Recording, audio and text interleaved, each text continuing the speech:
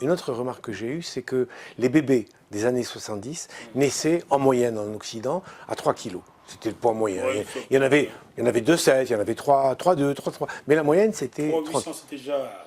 Ah oui. Aujourd'hui, la moyenne, c'est 3,5 à la naissance. Donc je me suis dit, pourquoi, entre 1970 et aujourd'hui, le bébé a pris quasiment 20% de son poids? Pourquoi? Alors qu'il naît au bout de 9 mois comme avant. Et je me suis rendu compte, après, en travaillant beaucoup, que le bébé, moi je me suis dit, si vous voulez, la cause fondamentale du surpoids, du diabète, de toutes ces maladies de civilisation, c'est le pancréas. Le pancréas qui fournit trop d'insuline. Et pour vivre dans les conditions dans lesquelles on est aujourd'hui, il faut un bon pancréas. Il faut avoir un pancréas robuste. Et j'ai été voir comment le pancréas venait au monde, dans l'embryon et le fœtus. Dans l'embryon, ça dure 3 mois, il n'y a pas de pancréas. Le pancréas arrive le 91e jour. Dans l'embryon, oui, de la grossesse, dans le ventre de la mère, à la fin du 3e mois, apparaît une masse qui est le pancréas. Et pendant le 4e et le 5e mois, cette masse-là voit les petites cellules qui le composent apprendre à fabriquer de l'insuline. Elles apprennent le métier d'insuline créatrice. Elles vont à l'école pour apprendre à fabriquer pendant 2 mois. Si pendant ces 2 mois, la mère mange des produits transformés, du cornflakes, du pain blanc, etc., qu'est-ce qui se passe? Le sucre arrive dans le sang. La mère réagit avec son pancréas, mais le petit, lui aussi, il essaye de réagir. Le petit pancréas, il essaye, il n'arrive pas, parce qu'il est tout petit, si vous voulez. Alors, il se passe quelque chose de dramatique, c'est que ces cellules, ces petites cellules, comme elles ne sont pas assez fortes pour fabriquer plus d'insuline, elles se divisent, elles se démultiplient. Au lieu d'avoir 5 cellules, il y en a 15. Ce qui fait que arrive avec un pancréas qui va devenir à la naissance plus gros. Et le bébé arrive avec un poids plus gros. Au lieu de peser 3 kg moyenne, il pèse 3,5 kg. C'est l'origine. Et en plus de ça, il garde une vulnérabilité à vie contre le surpoids et le diabète. À vie. C'est la raison pour laquelle. Pour moi, si vous voulez, c'est la raison. Aujourd'hui, la grande raison, c'est une association entre l'offre des produits trop transformés et un bébé qui naît dans des conditions où la mère ne sait pas, elle est innocente, la mère, elle mange comme son mari, comme sa copine, comme sa sœur, comme sa mère. Elle ne sait pas qu'en mangeant certains produits pendant le 4e et le 5e mois. Il y a 2 mois dangereux. Une fois que ces 2 mois sont passés, donc j'ai écrit un livre pour leur dire, écoutez, pendant ces 2 mois, soyez prudentes, ne mangez pas trop, ne mangez pas de bière, ne buvez pas de bière, ne prenez pas de cornflakes, ne prenez pas de farine blanche, voilà, ne prenez pas de sucre, prenez des fruits, pas de jus de fruits, le fruit lui-même, des choses de bon sens, si vous voulez, voilà. Et je pense que c'est là. Et les Chinois, ils ont un problème avec ça. Pourquoi? C'est parce qu'ils ont 40 ans de politique familiale avec l'enfant unique. L'enfant unique, oui. Cette politique de l'enfant unique, elle a créé ce qu'on appelle la grossesse précieuse. La mère ne peut faire qu'un enfant, donc elle a tendance à vouloir que l'enfant soit bien. Donc toute la famille derrière elle l'entoure, préviennent les moindres courants d'air. La douche, il faut qu'elle soit à une température unique. Mais c'est incroyable ce qui se passe en Chine. Les gens protègent, si vous voulez. Et alors, comme elle ne peut pas sortir sans masque, etc., on leur amène des présents, un petit peu de chocolat, du riz, voilà. Et pendant cette période-là, elles font des enfants qui sont gros. Et aujourd'hui, en Chine, ces enfants forment ce qu'on appelle la génération sumo. Parce qu'ils naissent avec des poids de 4 kg, 4 kg 2, 4 kg 5, 5 kg, 6 kg, 7 kg. C'est incroyable. Je vais vous dire, en Afrique, j'ai surpris des familles en train d'être heureux que l'enfant soit né avec 4 kilos. Donc, c'est plutôt, on devrait plutôt oui, s'en méfier. Oui, mais je suis sûr qu'il y a 50 ans, les enfants de 4 kilos, il n'y en avait pas. Il n'y en avait pas, parce que les mamans mangeaient naturellement. Et voilà. Alors les Africains, les Chinois, etc., non seulement ils gardent leur tradition, mais ils prennent aussi celle des Occidentaux. Ça fait trop, les 2 ensemble, ça fait trop. C'est terrible, hein? Enfin non, c'est pas terrible, il suffit de le savoir. Il suffit de le savoir. On va changer, parce que là, regardez, en France, par exemple, il y a le bio. Le bio est apparu. C'est une bonne chose, le bio, parce que ça veut dire que, bon, quand vous mangez du bio, vous ne mangez pas de pesticides, vous ne mangez pas d'herbicides, voilà. Pierre Ducamp, soyons sérieux. Pensez-vous que ces bio tant vantés en France soient vraiment bio? On sait que depuis la nuit des temps, les pesticides se sont mélangés aux terres de tout l'Occident. Oui. On parle de bio quand on sait ce qu'il y a dans le sol.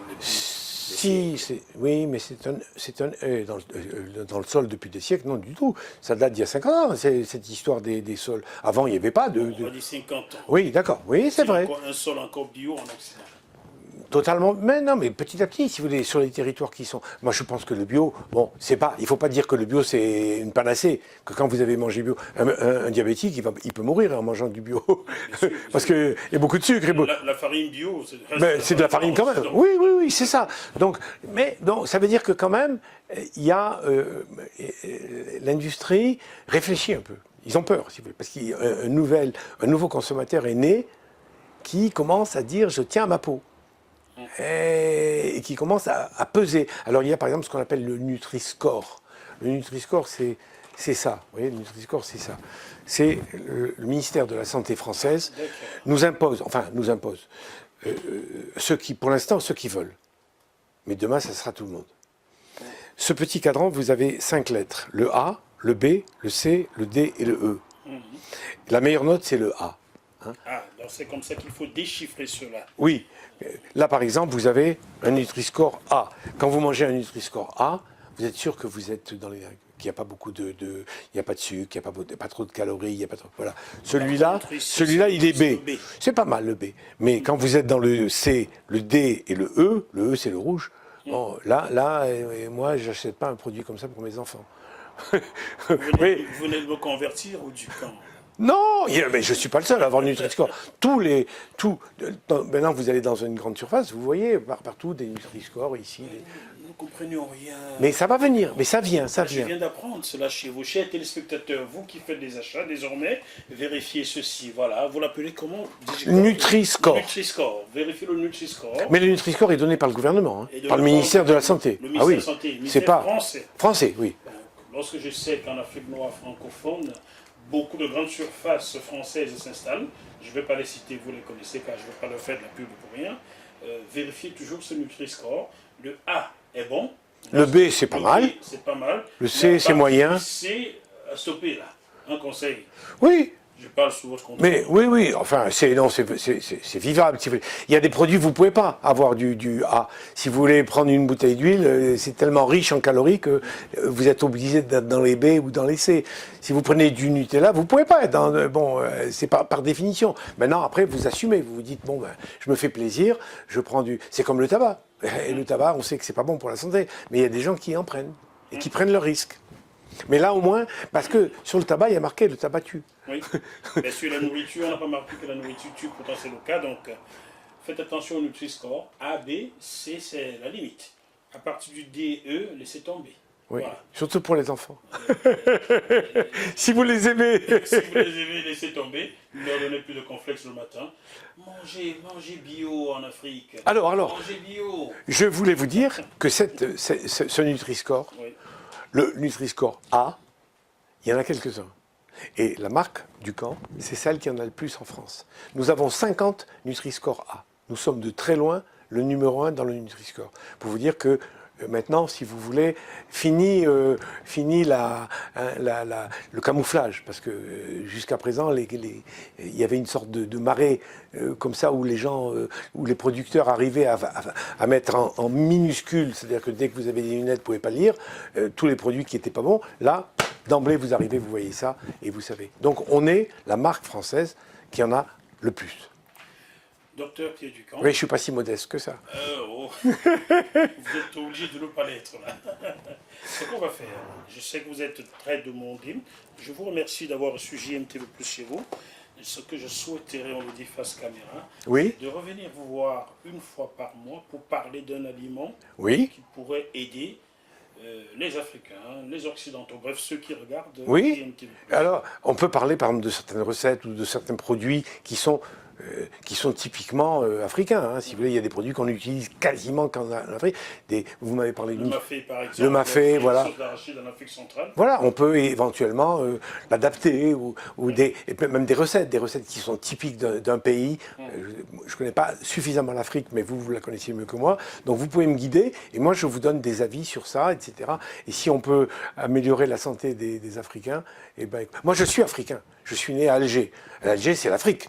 Hein, oui. Du Nord, Ah, C'est hein, l'Afrique du Sud et l'Afrique du Nord. Moi, Bonjour à tous les Algériens qui nous regardent. Je profite pour saluer Jamal, mon ami Jamal, qui est demi-algérien et demi-français. Voilà, c'est formidable ça. eh ben, Merci beaucoup pour ce temps que vous nous avez accordé. Je suis très heureux de vous avoir rencontré. eh ben moi aussi.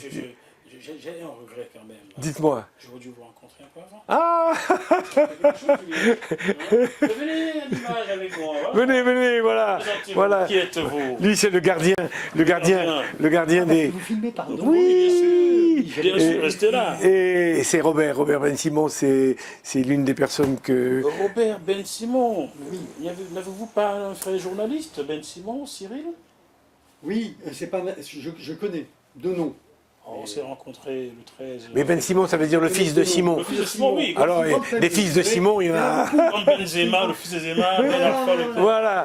Mais des Robert Ben Simon, il n'y en a pas beaucoup. Il n'y en a pas beaucoup. Non. Je suis content de rencontrer le seul Robert Ben Simon qui existe dans ce coin. Voilà. Bon, je vous Ça salue. fut un plaisir, Robert, Pierre. bonne soirée. À bientôt. À bientôt. Merci encore. Chers téléspectateurs, on se retrouve le mois prochain sur JMTV+, toujours avec Dr Pierre Ducamp, pour parler certainement du mafé. D'ici là, malgré la situation compliquée en Afrique, en Occident, gardez quand même la banane et surtout consommez du bon. À bientôt. Bye bye. Et ben voilà.